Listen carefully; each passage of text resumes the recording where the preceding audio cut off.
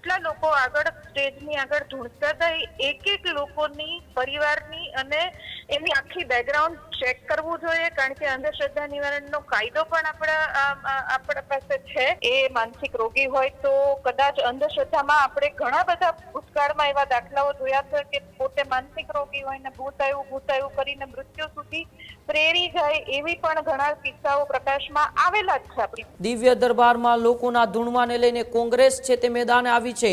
જે લોકો ધૂણતા હતા તેમની અને પરિવારની કુંડળી કાઢવી જોઈએ. બાબા બાગેશ્વરના દરબારમાં અંધશ્રદ્ધાને લઈને અનેક સવાલો ઉઠી રહ્યા છે. હજુ સુધી તમે અમારી ચેનલને સબસ્ક્રાઇબ નથી કરી તો અત્યારે જ ન્યૂઝરૂમ ગુજરાતને સબસ્ક્રાઇબ કરો, ફેસબુક અને ઇન્સ્ટાગ્રામ પર ફોલો કરો.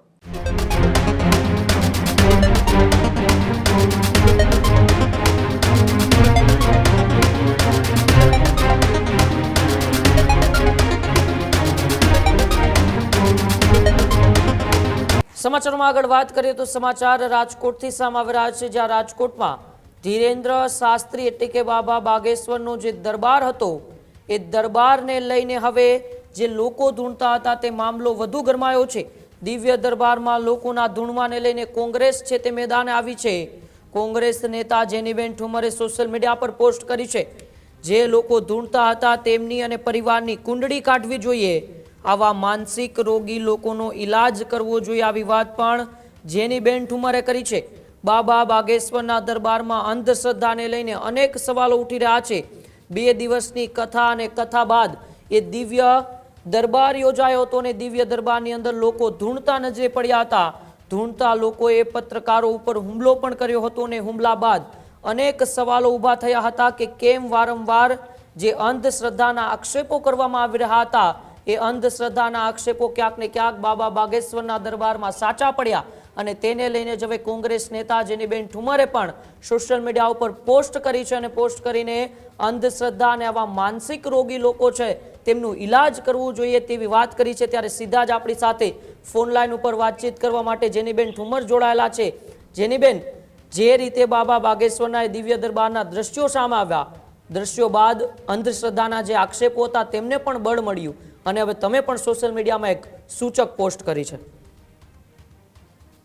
મેં સોશિયલ મીડિયામાં જે પોસ્ટ કરી છે એમાં બહુ સ્પષ્ટ રીતના કીધું છે કે આપણે કોઈ પર શંકા નથી કરતા. જો બાબાના દરબારમાં જે પ્રમાણેના દ્રશ્યો આપના માધ્યમથી આખા ગુજરાતની જનતાએ નિહાળ્યા એ પ્રમાણે જેટલા લોકો ફ્રન્ટ સ્ટેજની આગળ આવીને ધૂણતા હતા, કારણ કે 70,000ની વચ્ચે જયારે સ્ટેજની પાસે અચાનક જ બધા આવી જાય એનો મતલબ ઘણા બધા થઈ શકે. આપણે શ્રદ્ધા અને અંધશ્રદ્ધાની વચ્ચેની ખૂબ પાતળી ભેદરેખા છે, એની વચ્ચેનું અંતર સ્પષ્ટ ન કરી શકીએ, પણ જો એની અંદર ભૂત આવ્યું હોય તો કેટલા સમયથી આવે છે. આ જેટલા લોકો આગળ સ્ટેજની આગળ ધૂણતા હતા એક લોકોની પરિવારની અને એની આખી બેકગ્રાઉન્ડ ચેક કરવું જોઈએ, કારણ કે અંધશ્રદ્ધા નિવારણનો કાયદો પણ આપણા પાસે છે.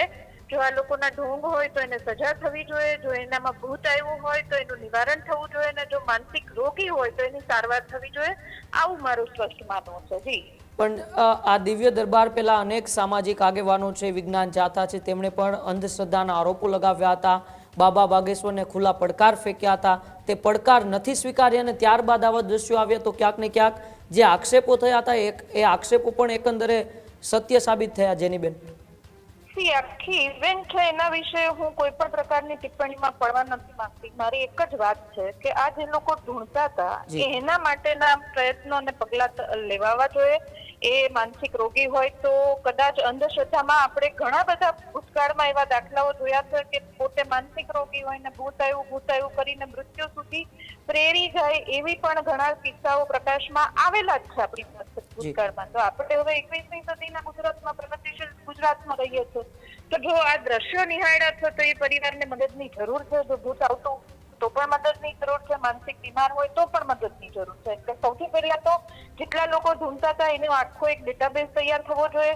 એની સાથે એમની માહિતીમાં કેટલા લોકો હજી આવા છે એનો એક ડેટાબેઝ તૈયાર થવો જોઈએ. ને દરેક લોકો મીડિયાના માધ્યમથી જોયા, એક વ્યક્તિનો સંપર્ક થઈને આપના જ માધ્યમથી, હું આપની સાથે વાત કરી રહી છું ત્યારે વિનંતી પણ કરું છું, આપના જ માધ્યમથી આના અંત સુધી કે કોણ લોકો હતા, કેવી રીતના આગળ આવ્યા, એની અંદર શું ચાલી રહ્યું છે, તો ગુજરાતની જનતા જાણે જેથી કરીને ભવિષ્યમાં કોઈ મહિલા કે યુવાનોને જો કદાચ આમાંથી દુષ્પ્રેરણા મળતી હોય તો મળતી બંધ થાય અને આના પરિવારમાં એમને મદદરૂપ પણ આપણે થઈ શકીએ. જી બિલકુલ, આભાર જેનીબેન અમારી સાથે જોડાવા બદલ અને વાતચીત કરવા બદલ. હજુ સુધી તમે અમારી ચેનલને સબસ્ક્રાઇબ નથી કરી તો અત્યારે જ ન્યૂઝરૂમ ગુજરાતને સબસ્ક્રાઇબ કરો, ફેસબુક અને ઇન્સ્ટાગ્રામ પર ફોલો કરો.